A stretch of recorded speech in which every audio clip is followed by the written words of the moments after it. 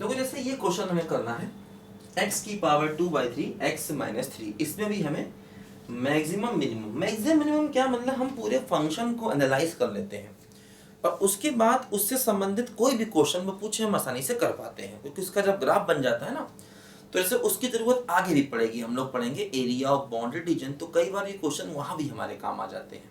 ठीक है, देखो ध्यान दो।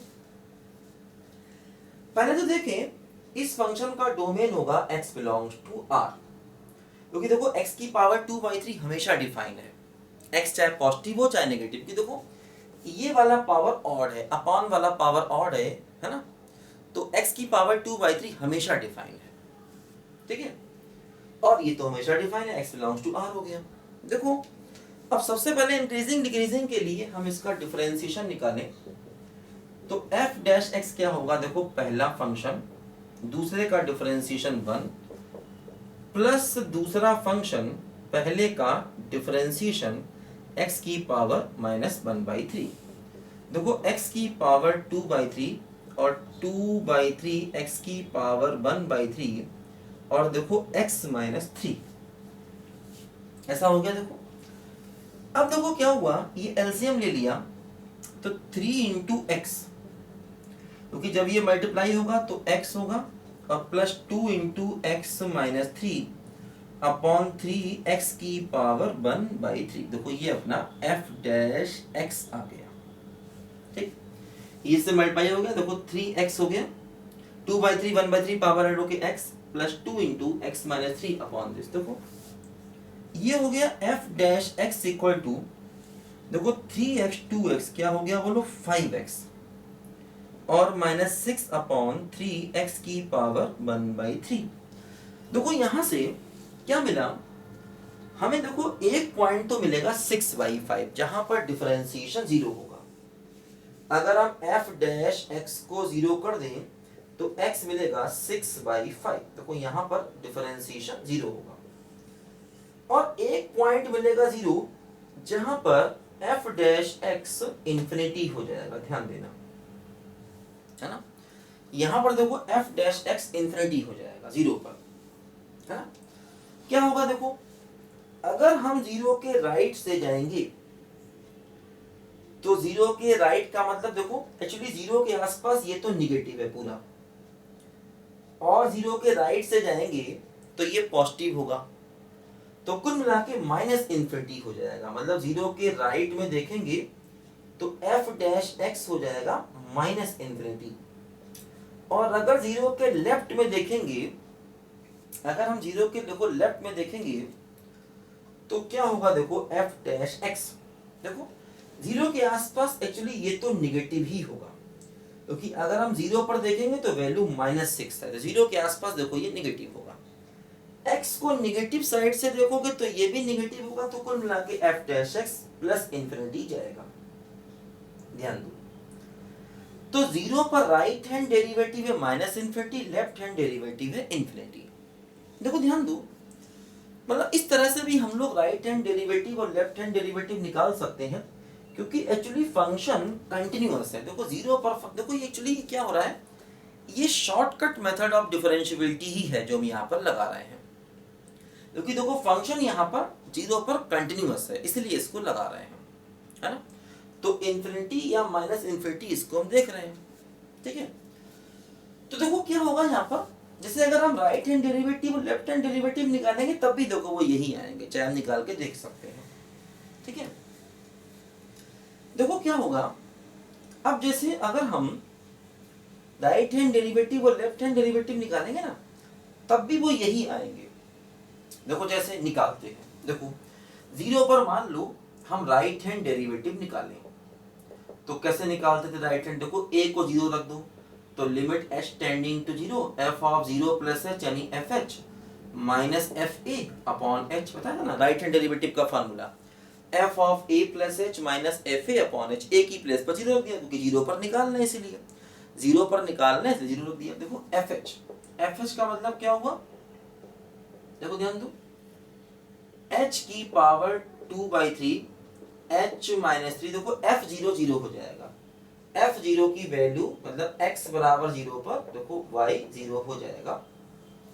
तो देखो 0 और अपॉन h, देखो क्या हुआ, limit h tending to 0 h minus 3 upon h की पावर 1/3। देखो अगर हम 0 लेंगे देखो ये तो निगेटिव है, और अपॉन 0 का मतलब h प्लस का मतलब इंफिनिटी, तो कुल मिला के देखो माइनस इंफिनिटी आ गया। देखो राइट हैंड डेरिवेटिव देखो हमने पहले यहाँ निकाल लिया था, 0 पर राइट हैंड डेरिवेटिव देखो क्या हो रहा है, माइनस इंफिनिटी, है ना। देखो जैसे ये मेथड तब दिक्कत करता जब फंक्शन कंटिन्यूअस ना होता। वैसे मैंने बताया था कि उस पॉइंट पर फंक्शन कंटिन्यूअस भी होना चाहिए और राइट में और लेफ्ट में उसकी वैल्यूज अलग अलग भी होनी चाहिए, है ना, तब ये शॉर्टकट मेथड सही आंसर देता है। लेकिन प्लस इंफिनिटी और माइनस इंफिनिटी अगर आ रहा होगा तब भी यहाँ से कोई दिक्कत नहीं है, बस फंक्शन कंटिन्यूअस होना चाहिए, है ना। मैंने बताया था शॉर्टकट मेथड ऑफ डिफरेंशिएबिलिटी में आपको कि उस पॉइंट पर फंक्शन कंटिन्यूअस होना चाहिए और राइट और लेफ्ट में अलग अलग वैल्यू होनी चाहिए। हालांकि देखो यहाँ पर राइट लेफ्ट में अलग अलग वैल्यूज नहीं है, फिर भी देखो एक्चुअली 0 पर राइट साइड से ये माइनस इंफिनिटी जा रहा है, मतलब राइट साइड एक तरफ से प्लस इंफिनिटी और एक तरफ से माइनस इंफिनिटी जा रहा होगा, तो यहां से आपको आंसर सही मिलेगा। हाँ, वैसा केस ना बनना चाहिए कि कभी अनडिफाइंड हो जाए, जैसे मैंने बताया था कि 0 पर अनडिफाइंड हो गया, वैसा केस नहीं बनना चाहिए। अगर 0 पर अनडिफाइंड हो गया मतलब 0 रखने पर 0/0 फॉर्म आ रही होगी, तब ये मेथड गलती कर सकता है ना। जैसे मैंने आपको कुछ क्वेश्चन कराया भी थे, जैसे मैंने क्वेश्चन कराया था आपको x² sin 1/x वाला, उसमें 0 पर हमें डिफरेंशिएबिलिटी निकालनी थी, तो 0 पर अगर हम शॉर्टकट तरीके से कर रहे थे तो वहां पर वो कुछ ऐसा केस बन रहा था कि वो डज नॉट एग्जिस्ट की फॉर्म बन रही थी, तो वहां पर ये मेथड गलती कर सकता है कि अगर आप 0 पुट करें और डज नॉट एग्जिस्ट की फॉर्म बन जाए। आपको याद होगा अपने पुराने वीडियो देखो, x² sin 1/x का मैंने आपको क्वेश्चन कराया था और 0 पर डिफरेंशिएबिलिटी चेक की थी, तो मैंने बताया था कि 0 के राइट में देखो ऐसा कुछ क्वेश्चन था, वो मैंने बताया था 0 के राइट में लेफ्ट में फंक्शन सेम है, तो वहां पर आप शॉर्टकट मेथड से जब आप करना चाह रहे थे तो वो cos 1/x आ रहा था और उस वजह से वो लिमिट डज नॉट एग्जिस्ट हो रही थी, इसीलिए वो right hand derivative left hand derivative का सही आंसर नहीं बता रहा था। लेकिन अगर कभी ऐसा हो कि लिमिट मतलब कि फंक्शन का आपने डिफरेंशिएशन निकाला और देखो वो फाइनाइट आ गया या प्लस इंफिनिटी माइनस इंफिनिटी बन गया, तब भी इस मेथड में कोई समस्या नहीं है, ये मेथड सही आंसर बताएगा, शॉर्टकट मेथड, है ना। जैसे देखो अगर हम x की ऐसी वैल्यू रखें, जैसे कि मान लो अगर हम इसमें x को 2 रख दें तो 2 पर कुछ ना कुछ फाइनाइट आंसर आ रहा है, मतलब 2 पर फंक्शन डिफरेंशिएबल है, कोई दिक्कत नहीं। या x को 3 रख दें, देखो 3 पर आंसर फाइनाइट आ रहा है, 3 पर फंक्शन डिफरेंशिएबल है, कोई दिक्कत नहीं, है ना। आप x को 0 रख दें, अब देखो 0 पर क्या हो रहा है, 0 पर ये इंफिनिटी हो रहा है, लेकिन 0 पर अनडिफाइंड नहीं बन रहा, मतलब 0 पर लिमिट डज नॉट एग्जिस्ट नहीं हो रही है। 0 पर एक तरफ से लिमिट माइनस इंफिनिटी हो रही है और एक तरफ से लिमिट प्लस इंफिनिटी हो रही है, तो इस मेथड में कभी कोई समस्या नहीं होगी, आप कर सकते हो। लेकिन अगर मान लो 0 पर कुछ ऐसा आ जाए जैसे cos 1/x वहां पर आ गया था तो वो लिमिट डज नॉट एग्जिस्ट हो रही थी, कुछ इस प्रकार का आ जाए लिमिट डज नॉट एग्जिस्ट हो रही हो, तो फिर ये मेथड गलती कर जाता है ना। अगर आप मतलब f' फाइनाइट आए या इनफाइनाइट या माइनस इनफाइनाइट आ रहा होगा तो इस मेथड में कोई दिक्कत नहीं है। देखो वही यहाँ से भी आ रहा है, 0 पर राइट हैंड डेरिवेटिव देखो माइनस इनफाइनाइट है, देखो अपना ही वही आ रहा है। देखो लेफ्ट हैंड डेरिवेटिव निकालें, मतलब ये मैं आपको एक्स्ट्रा बता रहा हूँ, हालांकि अपना क्वेश्चन तो मैक्सिमम मिनिमा का था, वो आसानी से हो जाता, फिर भी मैंने आपको बताया कुछ और मतलब जनरल मतलब से कहते हैं कुछ ऐसी बातें जो काम आती हैं हमेशा हमारे। देखो अगर हम लेफ्ट हैंड डेरिवेटिव को निकालें तो क्या होगा, h tending to 0 f of a minus h, यानी f of minus h minus f0 upon minus h, तो लिमिट h टेंडिंग टू 0, देखो f ऑफ माइनस h निकालोगे तो माइनस h की power 2/3 minus h minus 3 0 upon क्या हो गया बोलो, माइनस h हो गया। देखो अगर हम यहाँ पर ध्यान दें तो ये माइनस h की पावर 2/3 देखो ये हो जाएगा क्या, माइनस h की पावर 1/3। देखो अब ऊपर क्या आएगा -3 और नीचे क्या आएगा माइनस की पावर इंफिनिटी, है ना। देखो इसे ऐसे भी लिख सकते हैं -1 की पावर, देखो ऐसे भी लिख सकते हैं इसको minus H minus three, minus 1 की पावर 1/3 और h की पावर 1/3। अब अगर आप जीरो लोगे तो ऊपर आएगा -3, ये हो गया -1 इंटू जीरो, तो कुल मिला के देखो प्लस इन्फिनिटी हो गया। तो देखो लेफ्ट हैंड डेरिवेटिव क्या था, देखो प्लस इन्फिनिटी था, मैंने चेक कर लिया था। तो मतलब जब किसी पॉइंट पर डिफरेंशिएशन का आंसर फाइनाइट आ रहा होगा या प्लस इनफाइनाइट या माइनस इनफाइनाइट आ रहा होगा, तो इस मेथड से आप उस पॉइंट पर डिफरेंशिएबिलिटी चेक कर सकते हो।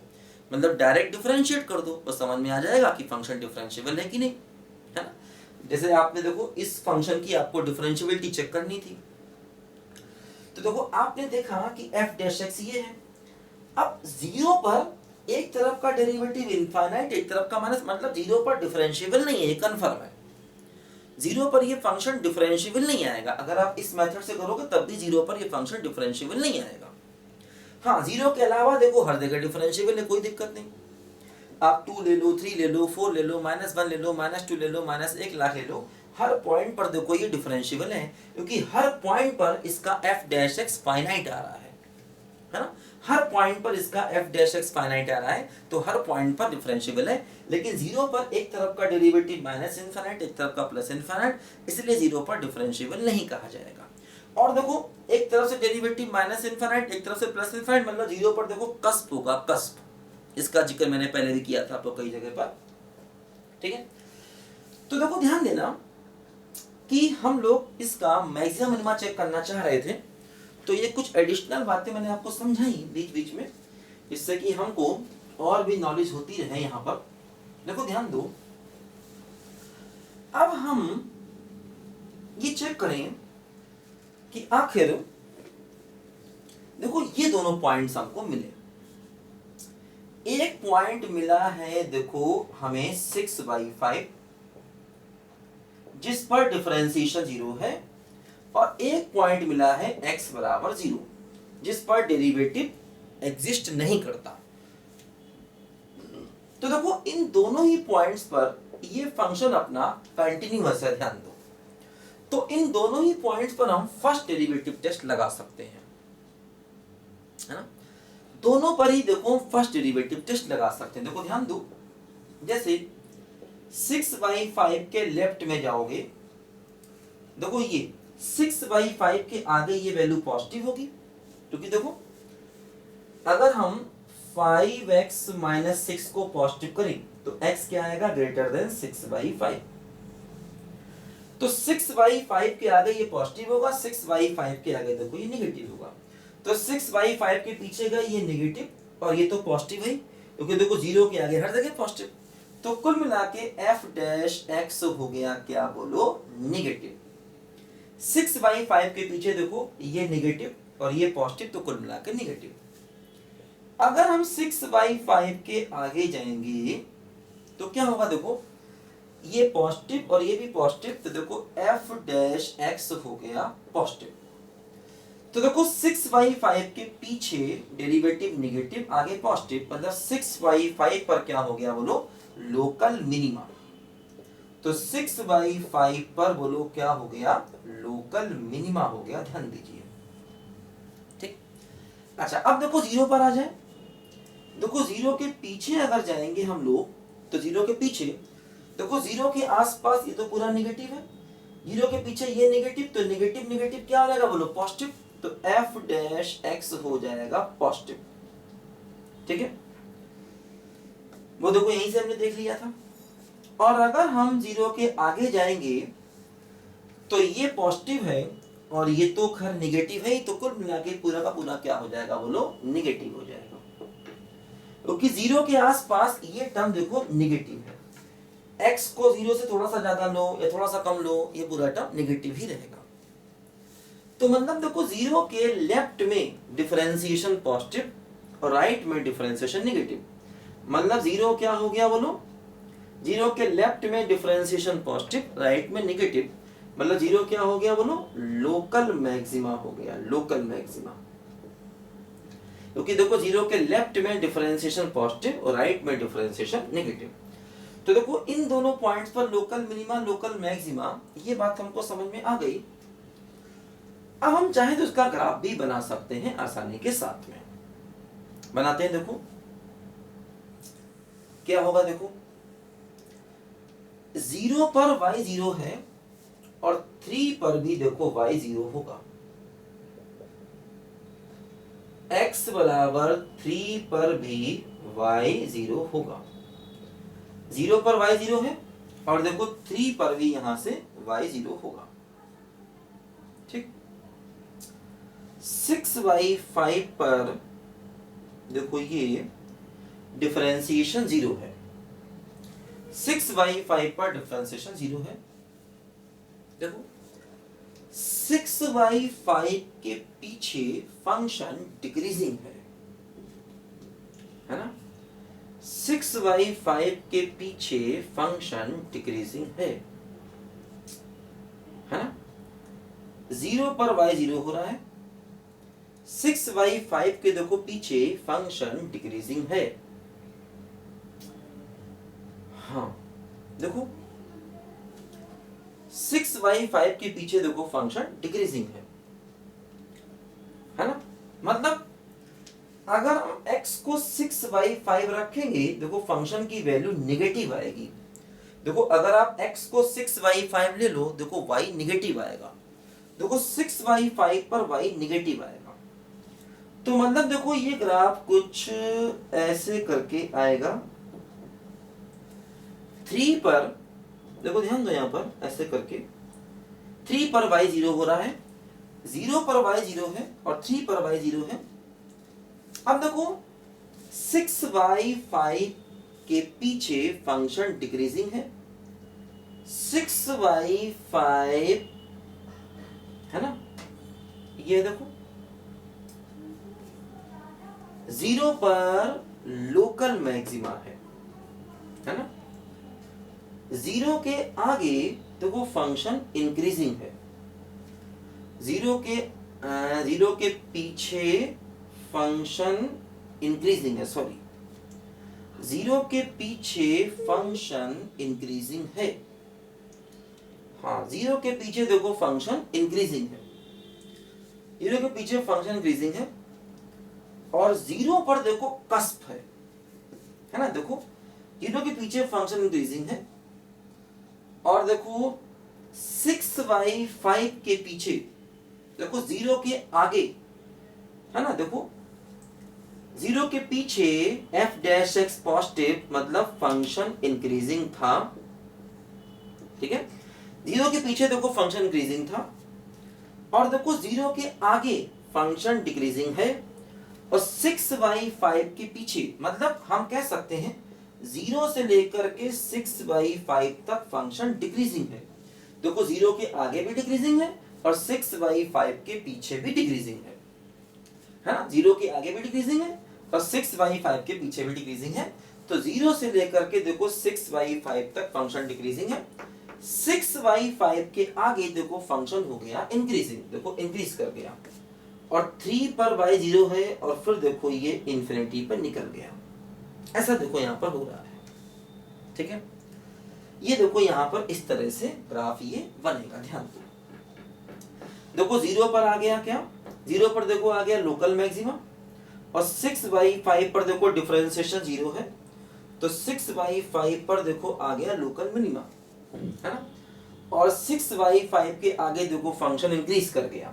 देखो 6y 5 के आगे फंक्शन इंक्रीज कर गया। 0 के पीछे भी फंक्शन इंक्रीजिंग है, 0 के आगे डिक्रीजिंग है और 6y 5 के देखो पीछे डिक्रीजिंग है। मतलब 0 6y 5 के बीच में फंक्शन डिक्रीजिंग है, उसके आगे देखो फिर इंक्रीजिंग है ना। देखो ये जैसे अगर तुम 6y 5 पर वैल्यू निकालोगे देखो y निगेटिव आएगा। निकाल के देखो 6y 5 पर देखो y की वैल्यू कुछ निगेटिव आएगी। ध्यान दो, अब देखो 0 पर कस्प है। देखो जैसे ये ग्राफ हमने रफ बनाया, हम चाहे तो ग्राफ को और सही से बना सकते हैं। एक तरफ से डिफरेंशिएशन हो रहा है देखो माइनस इंफिनिटी, एक तरफ से डिफरेंशिएशन प्लस इंफिनिटी। देखो ऐसे और ऐसे, क्योंकि देखो अगर हम 0 पर एक कॉर्ड लें, लेफ्ट साइड से कॉर्ड लें, कॉर्ड कॉर्ड को करीब लाएं तो कॉर्ड पहले ऐसी होगी फिर ऐसी होगी। देखो ये कॉर्ड एंटी क्लॉकवाइज मूव कर रही है, पहले कॉर्ड ऐसी होगी फिर ऐसी होगी फिर ऐसे। देखो कॉर्ड एंटी क्लॉकवाइज आ रही है, मतलब जीरो के पीछे देखो left hand derivative plus infinity है। देखो वही हो रहा है।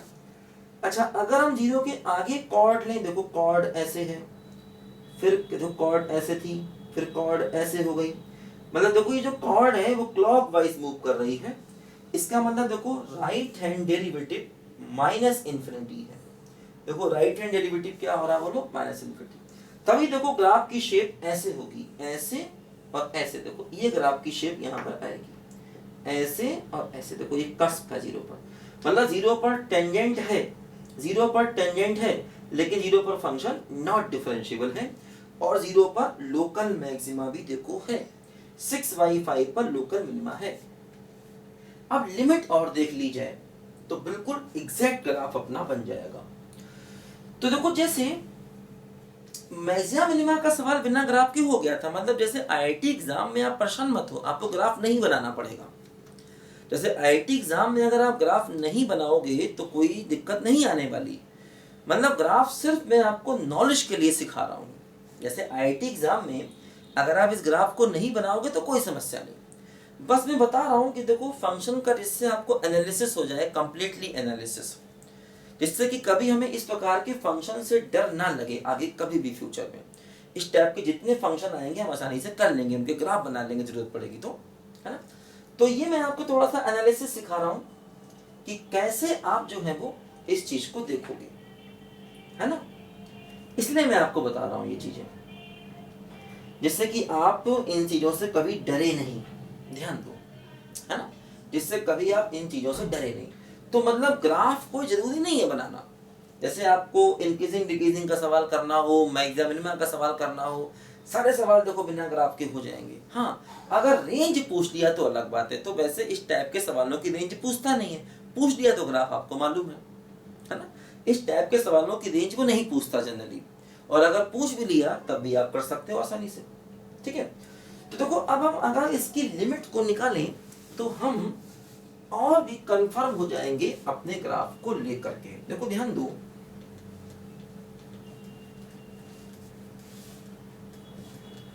जैसे हम x टेंडिंग टू इंफिनिटी पर इसकी लिमिट निकालें, x tending to infinity x की पावर 2/3 x - 3। देखो क्या हुआ, इंफिनिटी की पावर 2/3 इंफिनिटी और इंफिनिटी - 3 इंफिनिटी, मतलब रिजल्ट इंफिनिटी, कोई समस्या नहीं। x tending to minus infinity करेंगे, है ना। देखो क्या होगा, x की पावर 2/3 x - 3। देखो माइनस इंफिनिटी की पावर 2/3 और माइनस इंफिनिटी -3, तो क्या हुआ बोलो, माइनस इंफिनिटी। अब देखो जैसे माइनस इंफिनिटी की पावर 2/3 है, तो मतलब माइनस इंफिनिटी की पावर 2 होल की पावर 1/3, तो इंफिनिटी की पावर 1/3 मतलब इंफिनिटी, तो इंफिनिटी इंटू माइनस इंफिनिटी मतलब माइनस इंफिनिटी। देखो वही हो रहा है। अगर हम x को इंफिनिटी पर ले जाएंगे, देखो y इंफिनिटी पर जाएगा, x को माइनस इंफिनिटी पर ले जाएंगे, देखो y माइनस इंफिनिटी पर जाएगा। ध्यान दो, एक्चुअली देखो ये जो x की पावर 2/3 है ना, ये हमेशा पॉजिटिव है। x की पावर 2/3 का मतलब ऑलवेज पॉजिटिव, क्योंकि x पॉजिटिव लोगे तब भी पॉजिटिव, x नेगेटिव लोगे तब भी पॉजिटिव। देखो ऐसा ना, x की पावर 2/3 मतलब x की पावर 2 होल की पावर 1/3, तो अगर x को पॉजिटिव लिया तब भी ये पॉजिटिव, x को नेगेटिव लिया तब भी ये पॉजिटिव, है ना। तो इसलिए देखो क्या हो रहा है, अगर आप x को 3 से ज्यादा लोगे तो y पॉजिटिव होगा, क्योंकि देखो उस केस में x अगर 3 से ज्यादा है तो ये पॉजिटिव है, ये पॉजिटिव मतलब पूरा टर्म पॉजिटिव। देखो अगर आप x को 3 से ज्यादा लोगे तो ग्राफ x एक्सिस के ऊपर है, लेकिन अगर आप x को 3 से कम लोगे तो ये टर्म नेगेटिव है, और ये नेगेटिव तो पूरा का पूरा टर्म नेगेटिव, क्योंकि ये तो हमेशा ही पॉजिटिव है ना। अगर आप x को 3 के आगे लोगे तो ये पॉजिटिव है, मतलब पूरा टर्म पॉजिटिव है। अगर आप x को 3 से कम लोगे तो ये नेगेटिव है, मतलब पूरा टर्म देखो यहाँ पर नेगेटिव है, ध्यान दो, है ना। तो देखो इसलिए यहाँ पर ये ऐसा ग्राफ बन रहा है, और ये देखो इसका बिल्कुल एग्जैक्टली सही ग्राफ है ना। देखो इस फंक्शन का रेंज क्या हो गया, माइनस इन्फिनिटी से प्लस इन्फिनिटी। ग्लोबल मैक्सिमा नहीं होगा, ग्लोबल मिनिमा भी नहीं होगा। इस पॉइंट पर लोकल मैक्सिमा है, इस पॉइंट पर लोकल मिनिमा है। ठीक है, लिखो बच्चों ध्यान से फटाफट इसको जल्दी से।